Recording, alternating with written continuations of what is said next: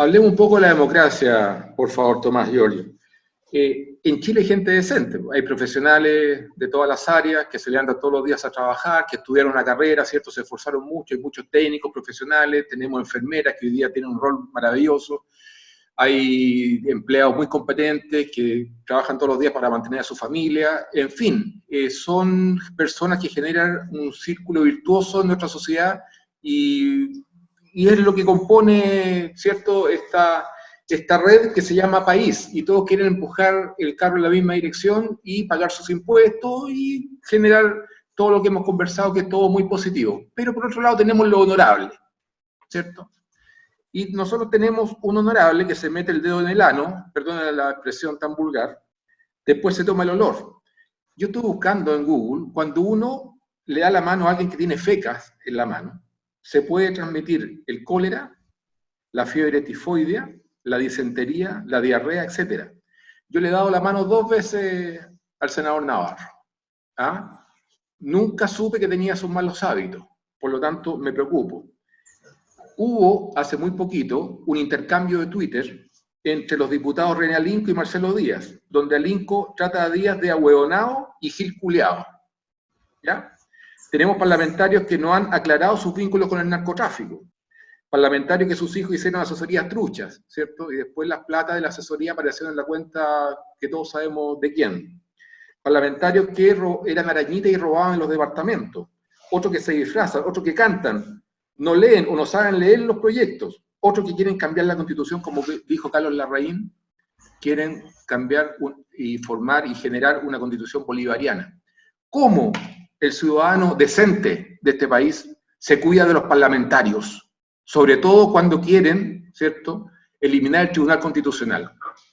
Disculpa la extensión de la pregunta, pero había que graficarla como corresponde. Mira, la democracia es importante, el Estado de Derecho es importante, con todo lo que significa el Estado de Derecho, separación de poderes, etcétera, etcétera, mutuo control, garantías individuales. Y por lo tanto yo quiero decir que lo primero que te quiero decir es que es importante que haya un parlamento y que se discutan las ideas. Yo no creo que el parlamento sea una excepción, no creo. Yo creo que posiblemente sea el reflejo de cómo está un poco el país. ¿Por qué va a ser una excepción? Me parece raro que todos los malos se junten ahí. Me ha tocado saber de empresarios muy importantes en Chile, muy importantes, que hablan a punta de garabato. Punta de garabato, que sería una cosa terrible escucharlos. Entonces, ¿qué diferencia o qué distancia hay? Tú me dices el financiamiento efectivamente de las asesorías falsas de los parlamentarios. Había empresas llenas de boletas falsas, llenas, completas, de boletas falsas. ¿Cuál es la diferencia? Ninguna, el delito era el mismo. Yo creo que hay un problema generalizado, y claro, el Parlamento se ve más porque ahí están, porque hablan todos los días, porque además sus decisiones son importantes porque nos obligan a todos, las leyes nos obligan a todos y ellos las hacen. Entonces, pero yo no creo de verdad que sean una gran excepción. Siempre he creído que los países son una media. Yo no creo que el Parlamento sea mejor o peor que el Tribunal Constitucional, que sea mejor o peor el Tribunal Constitucional que el fútbol sea mejor o peor. Es una media, eso es. Con respecto al Tribunal Constitucional, el Tribunal Constitucional, que a mí me parece una institución que tiene que existir, los políticos fueron los que se los faenaron ellos mismos, nombrando personas impresentables en el Tribunal Constitucional. O sea, ¿cómo entiendes tú que Sebastián Piñera nombre a su asesora más personal, la que colocaba en el primer gobierno los semáforos, la luz roja, verde, amarilla, no sé si se acuerdan de todo eso, y de ahí salte al Tribunal Constitucional, cuando los países en serio, el tribunal, los jueces constitucionales son jueces de enorme prestigio y el tribunal es el más prestigioso del país. En Italia, por ejemplo, Giorgio, cuando estaban buscando quién podía ser presidente, que no sabían, bueno, toda la discusión, ¿en quién llegaron a acuerdo? En Mattarella. Mattarella era un juez constitucional. O sea, no hubo duda que de repente todos se dieron cuenta, ese sí puede ser. Entonces, yo creo que el problema es que nosotros nos fijamos solamente en los parlamentarios. Yo participo de muchas críticas hacia los parlamentarios, no cabe la menor duda, pero lo mejor es el resto también está un poco así. Entonces, mira, acabo de saber que Julio Ponce Lerú tiene un litigio con su abogado porque no le está pagando los honorarios, el abogado que llevaba las causas civiles. El señor tiene plata para pagarle los honorarios, no. Pero mira las pequeñeces que ocurren en nuestro país. ¿Qué ejemplo dan? ¿Cuál es el ejemplo? O te pongo otro ejemplo, otra cosa, Giorgio. Tú sabes que hubo un gran problema con las cuarentenas porque las personas estaban pidiendo por internet horas para ir al médico. Y alguien veía, y qué raro, están todos los médicos trabajando tanto, tienen todas las horas ocupadas. Bueno, las personas sacaban la hora por internet, con esto tenían el permiso para ir al médico, no iban nunca al médico, hacían otras cosas. La pillería generalizada. Y esto significa que el médico iba a su consulta, no atendía a nadie porque nadie llegaba, y en segundo lugar, el que tenía efectivamente necesidad de estar con ese médico no podía porque estaban todas las horas tomadas. ¿Qué diferencia hay entre esa actitud y la de los parlamentarios? Yo te aseguro que ninguna, pero absolutamente ninguna. Entonces, yo creo que es un error centrar solo en los parlamentarios porque estamos errando. Lo que pasa, discúlpame, para redondear, no, discúlpame, es que hay un tema que es re importante. Ellos son los que legislan y hoy día el siglo XXI se ve enfrentado a desafíos que son realmente importantes: nanotecnología, biotecnología, temas geopolíticos. Ya sabemos lo que está pasando en la Antártica en este minuto. Argentina tiene una ofensiva. En fin, hay millones de desafíos y la pregunta es, ¿nuestros parlamentarios están a la altura de los desafíos? Pero te estoy diciendo una cosa. Yo entiendo que son el reflejo de la sociedad, sobre todo los diputados. A lo mejor los senadores están un poquito más arriba, pero... No creo que los senadores estén mucho mejor, ¿eh? Pero mira, de hecho yo en una de esas soy incluso más crítico, pero yo tengo la impresión que el problema es más grave. O sea, no son solamente ellos, sino que en general hay un problema en nuestro país y eso es evidente. Entonces, cuando muchos de esos que sacaban, vuelvo al ejemplo, sacaban estas horas al médico para ir a hacer otra cosa, esos son los mismos que critican los abusos empresariales, son los mismos que critican, no sé, la colusión, son los mismos. Yo voy a decir algo políticamente incorrecto después que Giorgio hable. Voy a decir algo políticamente incorrecto. Giorgio, por favor. Yo lo he planteado desde hace mucho tiempo que un problema de ética, el desarrollo ético aquí en Chile se ha ido perdiendo cada vez más y por lo tanto las conductas desde el punto de vista moral han pasado a otro plano. Porque también nosotros, por lo menos los parlamentarios, le exigimos, deberíamos exigirle lo mismo que a los sacerdotes que se han caído, que den un poquito un ejemplo, porque los jóvenes, cuando a mí me dicen, oye, tú no quieres que yo fume marihuana, le dice a la mamá, pero si ahí el parlamentario tanto y cuanto lo reconoce que él fuma, si él fuma, ¿por qué no va a fumar yo? Él es el que hace las leyes, por lo tanto, que dé chipes libres para la marihuana, por ejemplo. Entonces hay un problema realmente del desarrollo moral aquí que está muy, muy malo desde hace muchísimos años. Quiero cortarlo ahí, no, porque si no me están demasiado. Me permiten retrucarle un poquito a ustedes dos con respecto a lo siguiente. Mira, la cuarentena no ha funcionado como se pensaba. Yo creo que efectivamente la cuarentena es el camino, ¿cierto?, para aplanar la curva y todo lo que hemos conversado. Sin embargo, en países como Chile y el resto de Latinoamérica, lo hemos conversado, Giorgio, no puede funcionar. ¿Por qué? Porque tú tienes el 80% de las familias que ganan hasta, como grupo familiar, 800.000 pesos. La mitad de eso ganan 360.000 pesos como grupo familiar. Tú le descuentas el agua, la luz, locomoción, educación, todo. Puedes colegir de esos datos que el 80% de las familias chilenas trabajan para comer. Para comer. Yo no me refiero a eso. Tú tienes, sí, Perdón, Roberto. Tú tienes una cantidad enorme de inmigrantes. Está bien, pero mira. Tú tienes un montón de inmigrantes que viven en condición de miseria. Sí. Tú tienes 80.000 familias que viven en campamentos. Sí, estamos de acuerdo. Tienes 25.000 personas que viven en situación de calle. ¿Cómo le pides tú a una persona que vive en campamento, que guarda distancia social, que se lave las manos y no tiene agua potable? Entonces, muchas veces estas medidas truchas que toman de pedir una hora al médico, como muy bien dice Tomás, o mentir, ¿cierto? Decir voy al supermercado, pero no, va a la fuente laboral, es por necesidad de comer. Es por necesidad de comer. No hablo de Kaufman que se fue en helicóptero, ni Urenda que se fue en helicóptero. No hablo de ellos yo, porque ellos tienen la vida asegurada. Y a lo mejor nosotros podemos estar 3, 4, 6 meses confinados sin problema. pero el 80% de las familias chilenas trabaja para comer. Entonces Eso es verdad. yo los entiendo Es una gran perfectamente. verdad eso. Lo Yo hemos los entiendo conversado. perfectamente. Perdónenme. No, Dale, por favor. No, y es una gran preocupación legitimísima que a mí inclusive me hace daño cuando lo veo eso, en el sentido, digamos, que me conmueve cuando veo esa extrema pobreza que no hay que hacer. Y yo no estoy hablando de esa persona, estoy hablando de lo que sale lamentablemente en la prensa, 400 haciendo cierto aseo. El otro, ¿cierto?, que está saliendo después, perdóname, que va a comprar después de las 10 de la noche. Eso no tiene nada que ver, eso son justamente gente que, No como estoy son los hablando de la jóvenes, fiesta, por no estoy hablando de supuesto, eso. ¿qué le importa un rábano? Te diga, yo estoy en Claro. contra de la autoridad. Yo estoy hablando de ese grupo de gente. Los otros no lo hemos conversado en otro programa, que al contrario, a mí me conmociona mucho cuando lo veo eso, y he buscado también cómo lo puedo ayudar desde mi punto de vista. Entonces yo atiendo en forma gratuita a muchísima gente, por videollamada y por Zoom.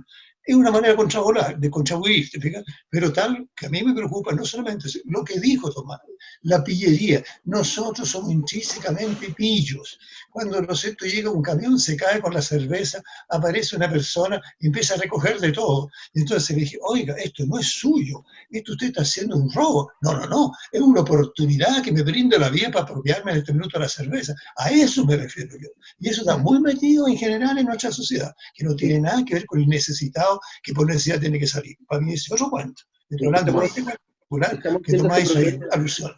Estamos haciendo este programa un día viernes, previo a Feriado largo. un semana largo. Yo les quiero decir una cosa. A esta hora hay colas enormes en la salida de Santiago. ¿Saben por qué?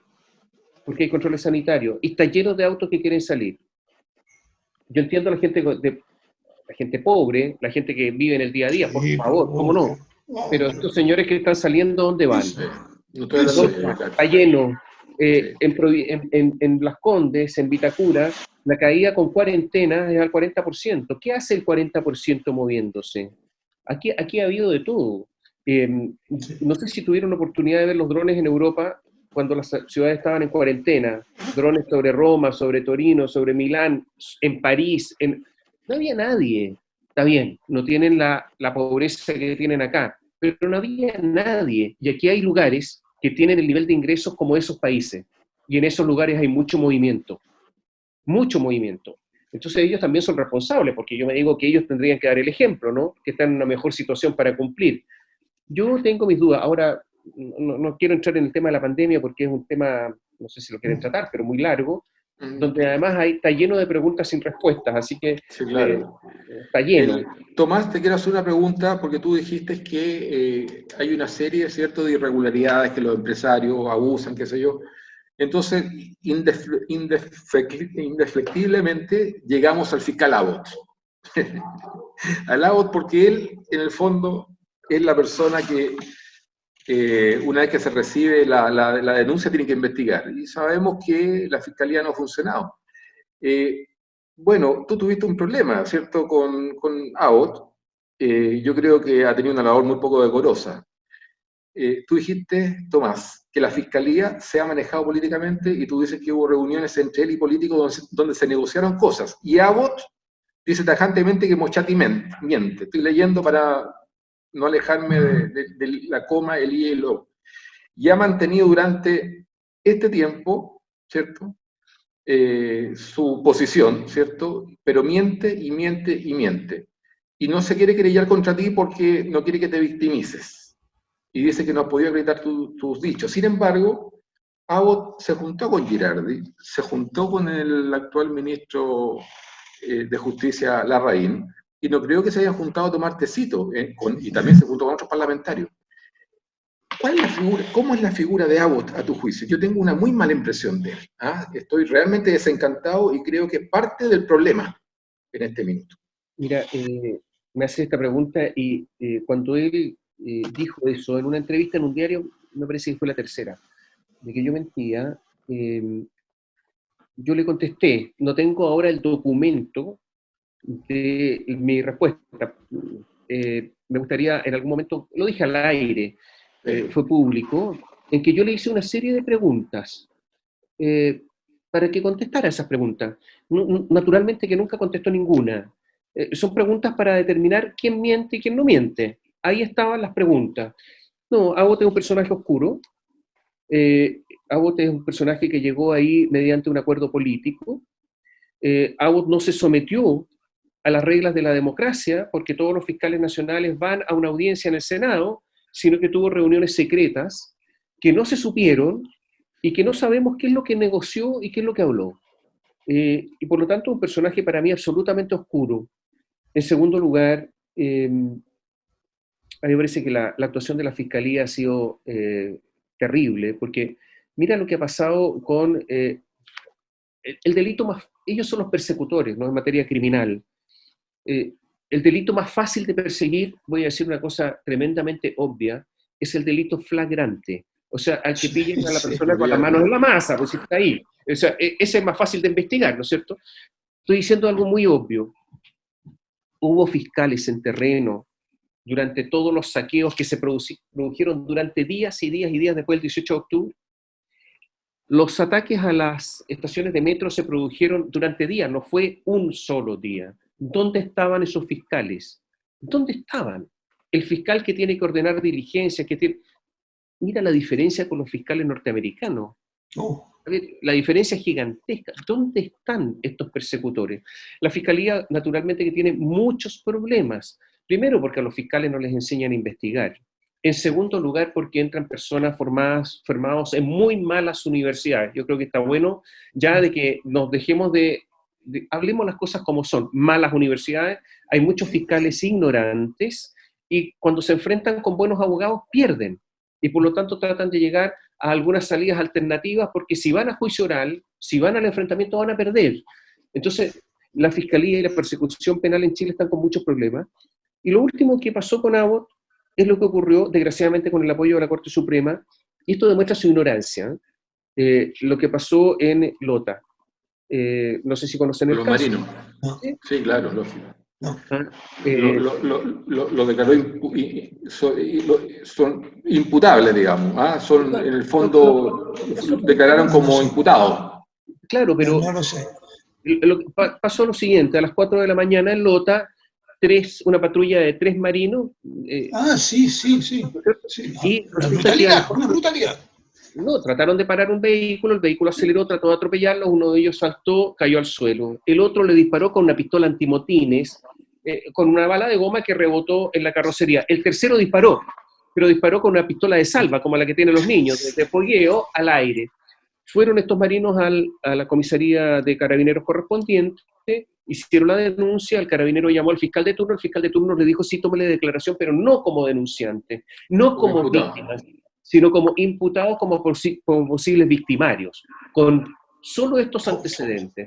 Ellos recurrieron de amparo ante la Corte de Apelaciones de Concepción, que les dio la razón 3-0, pero por 4 votos a 1, en la Corte, en la Corte Suprema, perdón, creo que fue 5-0 incluso, en la Corte Suprema revocaron y le dieron la razón al Ministerio Público. Se movió Abbott en todo esto. Se movió.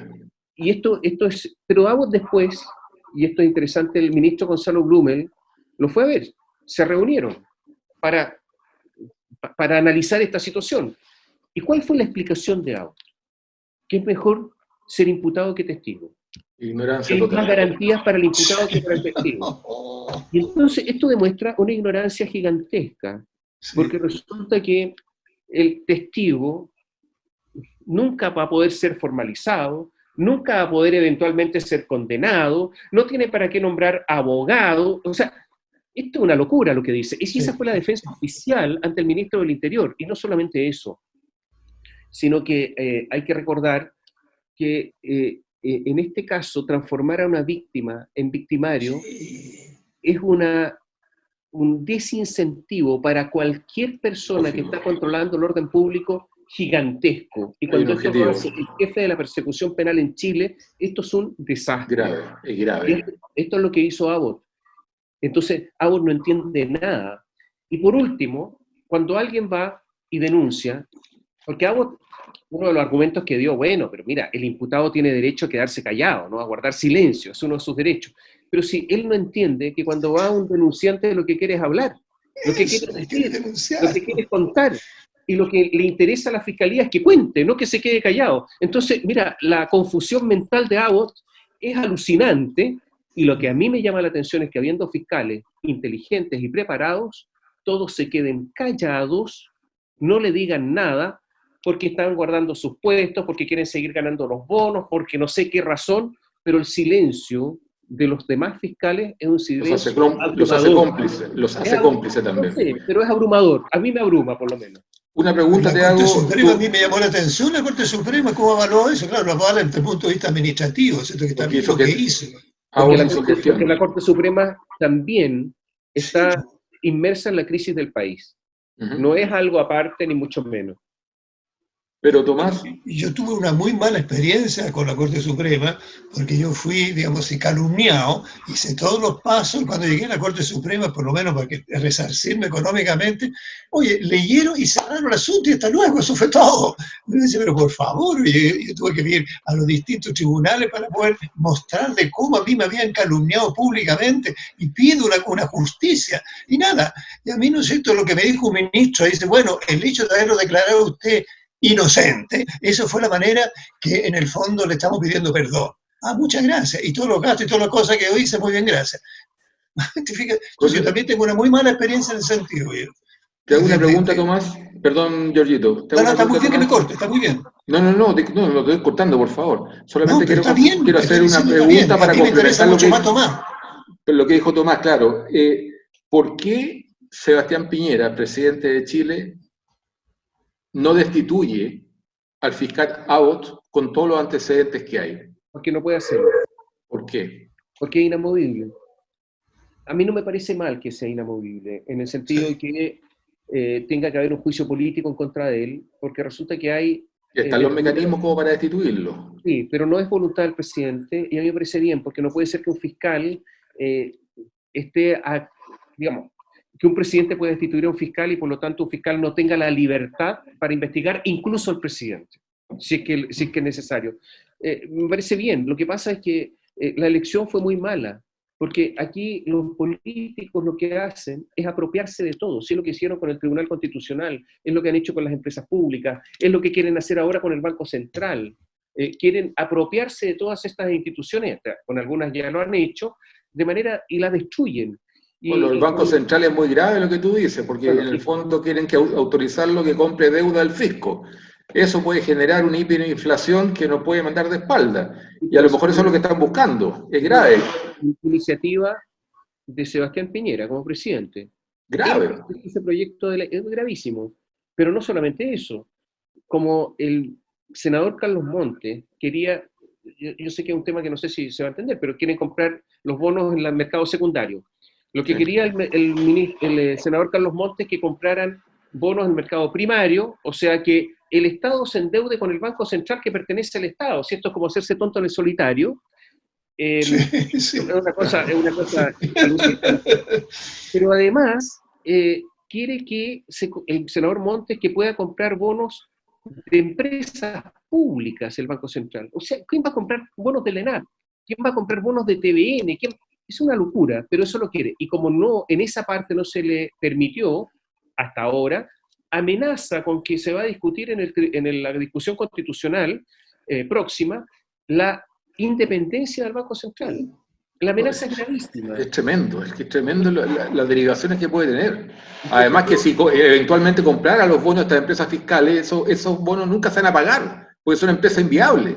O sea, es plata botada a la basura. La ENAP está quebrada hace rato, debe 5 veces su patrimonio, así que nunca va a pagar. Pero yo me hago una pregunta. Y la corrupción que hay en Codelco. Bueno, es parte de lo mismo, es parte de lo mismo. Bueno, pero yo te hago una pregunta. ¿Quién fiscaliza Codelco? Cochilco. Cochilco. Sí. ¿Qué es Cochilco? ¿Quiénes nombran a la gente en Cochilco? Políticos. ¿Cuánto han fiscalizado en serio?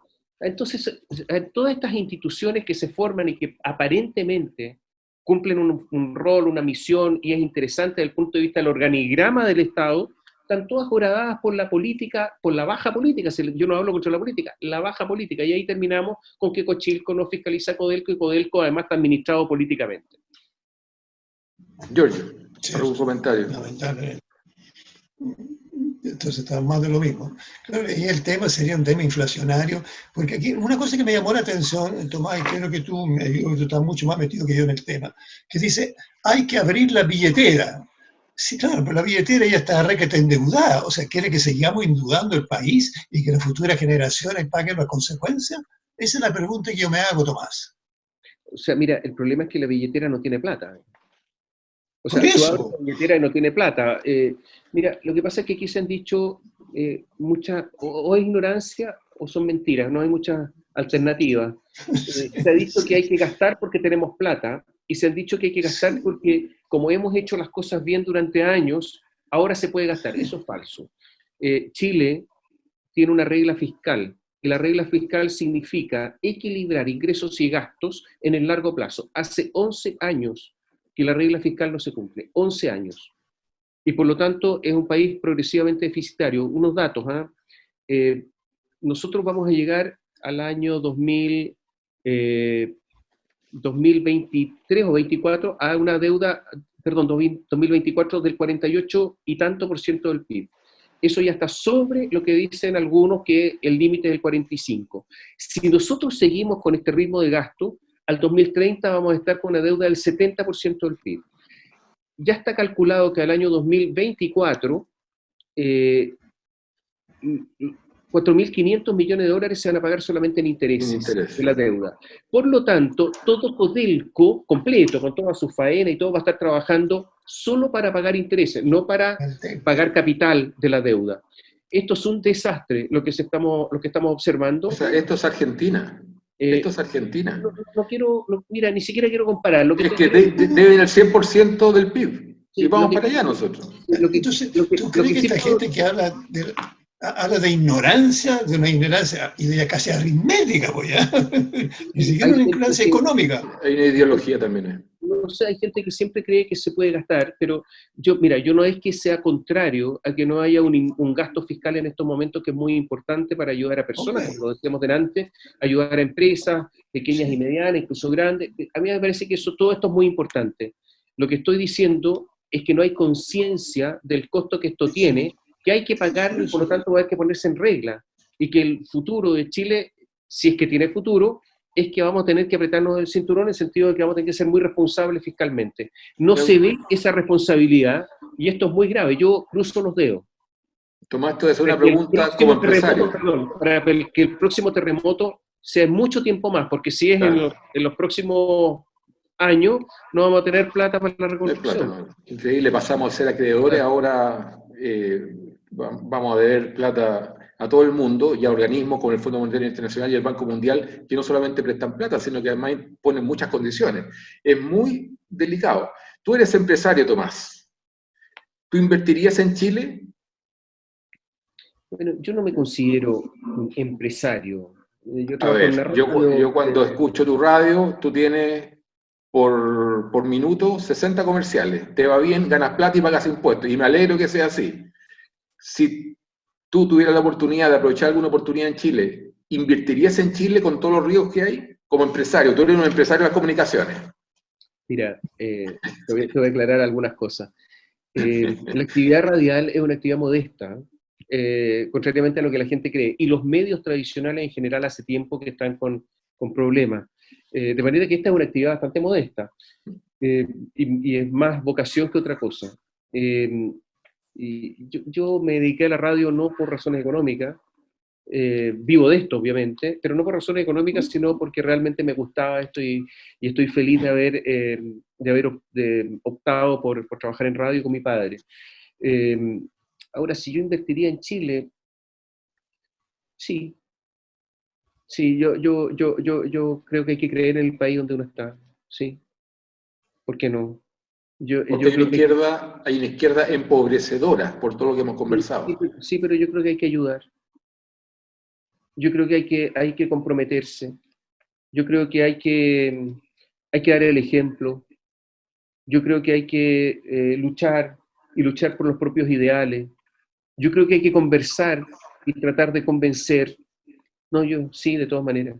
Perfecto. Buen mensaje, me gustó. Me gustó. ¿Tú eres un periodista de izquierda o derecha, Tomás? Neutro. Es que yo soy un observador. Primero, yo no soy periodista. Yo no tengo el título de Pero periodista. ejerce el periodismo. No, ¿Más tirado para la derecha o más tirado para la izquierda? no, si mi actividad principal es la radio, ni siquiera el periodismo. A mí me interesa el trabajo radial y el oficio de la radio. Con respecto a las ideologías, mira, yo soy un observador y yo espero que los auditores de la radio, de BioBio, confíen en nosotros. Y por lo tanto, si nosotros vemos que algo no funciona, lo vamos a contar, impacte o afecte al que afecte, incluyendo a los clientes, porque nosotros no tenemos ninguna limitación. Yo, mira, yo miro y cuento. Ahora, si tú me dices si de izquierda o de derecha, la verdad es que casi todas las cosas que hace un gobierno de derecha yo no las haría y tampoco los gobiernos de izquierda. Entonces, no me siento identificado con ninguno de ellos. Y no es que no quiera responder, ¿eh? Pero yo, por ejemplo, nunca he votado. Sí, tú lo habías Jamás. dicho eso. Entonces, miro, observo, trato de contar y trato de hacer un razonamiento al aire de las cosas que ocurren y por qué digo tal cosa. Ahora, a veces el razonamiento apoya a un sector y a veces a otro, pero no porque quiera hacer un equilibrio, porque eso, si quisiera hacer un equilibrio sería falso, sería tonto, sino simplemente porque me parece que en algún momento está el asunto aquí en cuanto a lo razonable y a veces hacia el otro lado. Eso es todo. Y eso mismo te ha hecho que tú tengas alta credibilidad, la fuente con alta credibilidad. Y eso te lo ganaste tú justamente porque la gente capta que tú vas a decir las cosas, a quien le corresponde se las va a decir, sea de un lado u otro. Y eso es muy bueno, yo te felicito. Aquí hay un gran equipo, no trabajo solo, sería imposible. Hay mucha gente que trabaja, hay muchos periodistas, están mis hermanos que trabajan en esto, y el proyecto de BioBio es un proyecto que comenzó mi padre, y siempre ha sido igual, y la verdad es que todas las cosas que hacemos son fruto de la enseñanza de él, porque yo creo que nuestra generación no ha inventado nada, sino que simplemente hemos aplicado enseñanzas que recibimos. De manera que el mérito en realidad, yo creo que es de mis padres, no es nuestro. Y aquí hemos trabajado y ser consecuentes con principios de reportear, de conocer, de saber, de ser honestos y principalmente de pensar siempre en nuestros auditores, porque a nosotros nos interesa responder a la confianza que ellos tienen. Imagínense que alguien se levanta en la mañana y coloca un receptor de radio en su dormitorio, a veces está en el baño afeitándose, no sé, y están escuchando radio. Entramos en las partes más íntimas de una persona, en los espacios más íntimos, y yo me siento con la obligación de responder a esa confianza. Y eso significa no manipular jamás, ni decir que este sector es el mejor con respecto al otro por razones ideológicas, sino que simplemente intentar llevar razonamientos a la cabeza, al pensamiento de nuestros auditores.